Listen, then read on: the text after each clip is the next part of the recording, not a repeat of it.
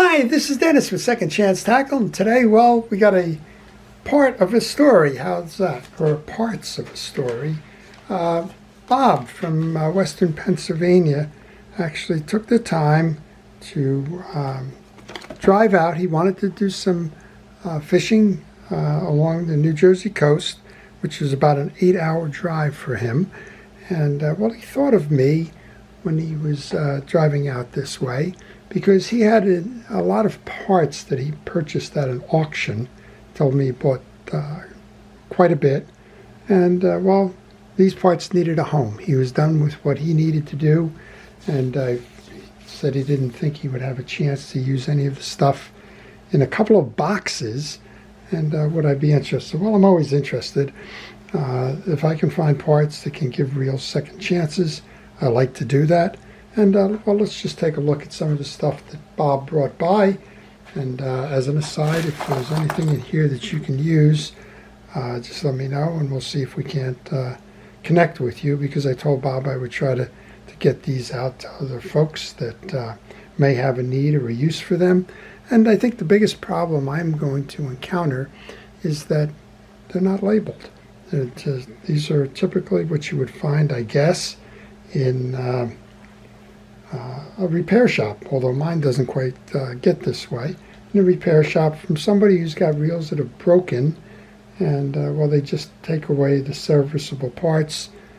In some cases they organize them, they do it neatly in little sandwich bags or the like, labeled from what kind of reels they came out, and sometimes they just wind up in a bin or a box.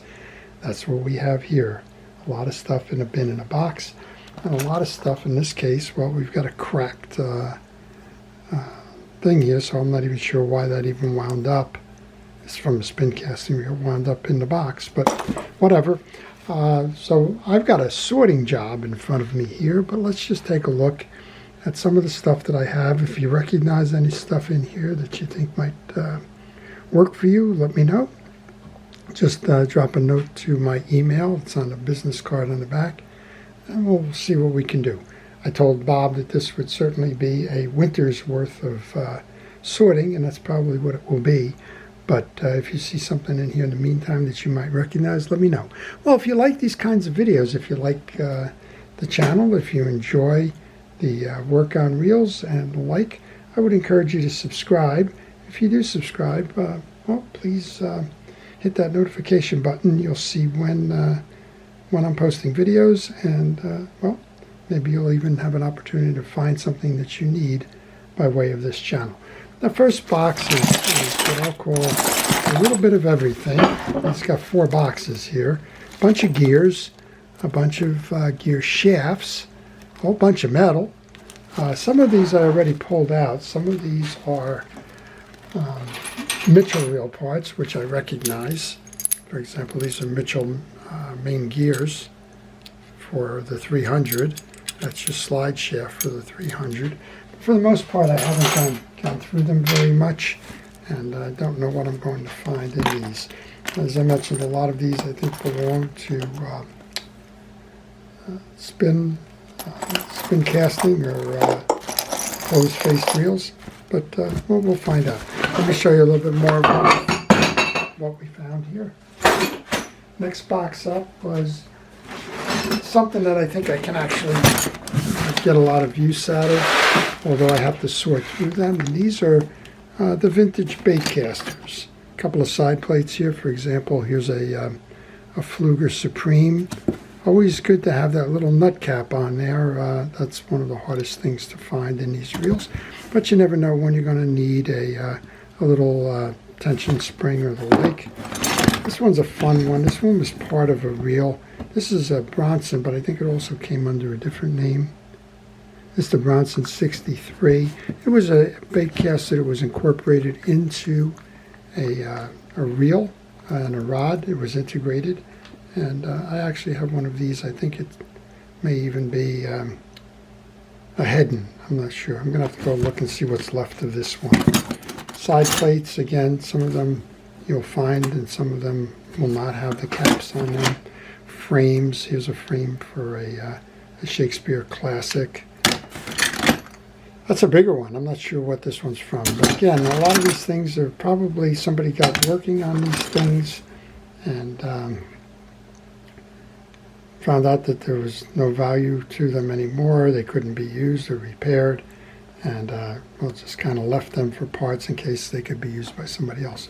I think that's a line guide from a Shakespeare reel. Again, here's another one. This is a true temper, but again, it has a little nut on there, and so on. Here's a Fluger Trump side plate. It has the gear inside it.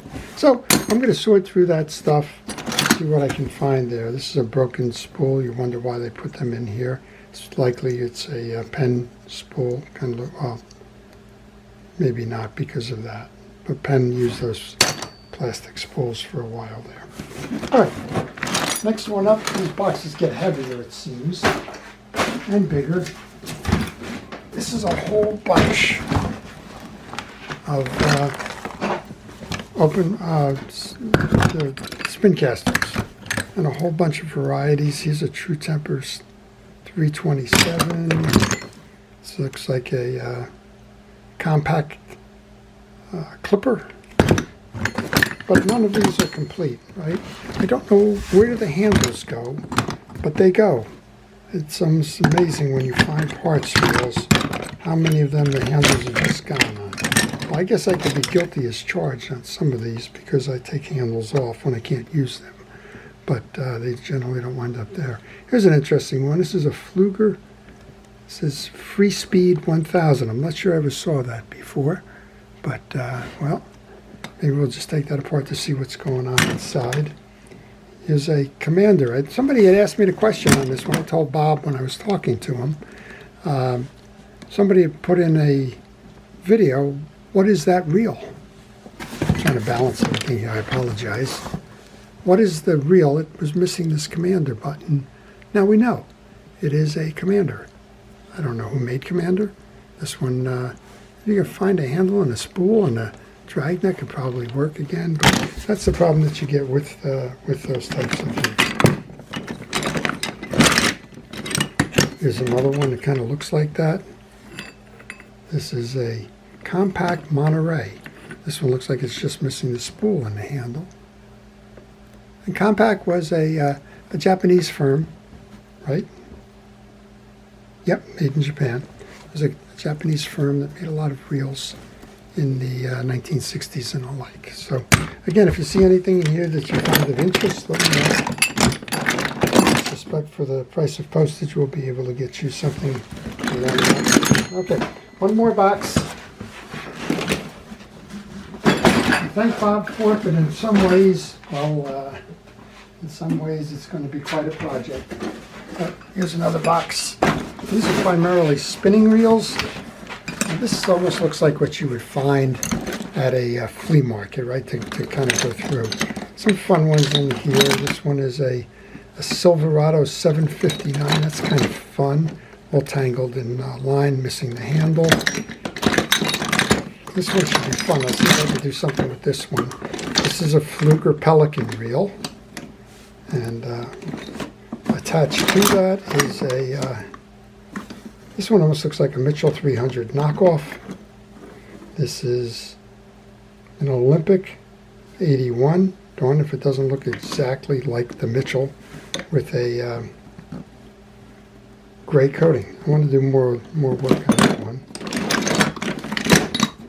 So we have two of those Flugers, free spool. Here's a shell of a South Bend reel. This would be a Johnson reel, maybe. Hard to see, but it looks like a Johnson reel low end. There's a Norman, which almost looks like that other one that we were dealing with. But again, these are parts reels now because you won't find the bails, you won't find handles for the most part. For the most part, these things have been given up for dead. And there's a big old cap to something.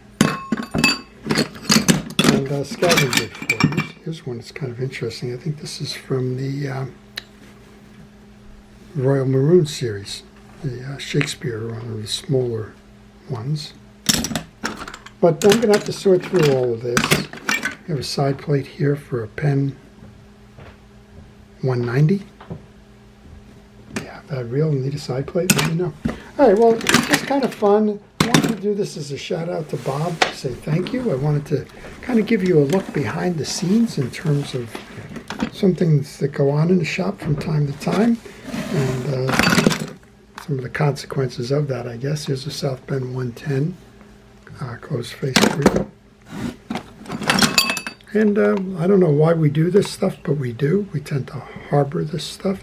Here's a high that's Habrick and Watson. They were out of Utica, missing the handle. And well, this is a great way to learn from time to time. Just take the reels apart, see how they're made, and well, put them aside if you need the service. Probably learn another thing. Here's a couple of spools for the early bait casters. So at any rate, I got my work cut out for me. I thought I would share this with you.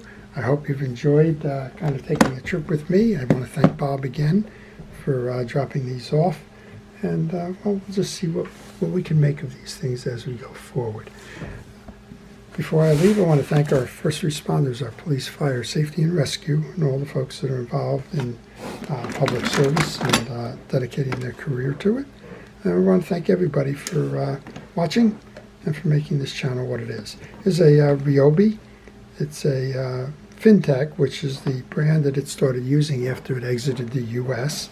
This is the SX4M Silver Spin. Don't know if anybody has a need for something like that, but if you do, you know where to find one. I want to thank everybody again. Encourage you to subscribe to my channel, and wish everybody a great day. Thanks for watching.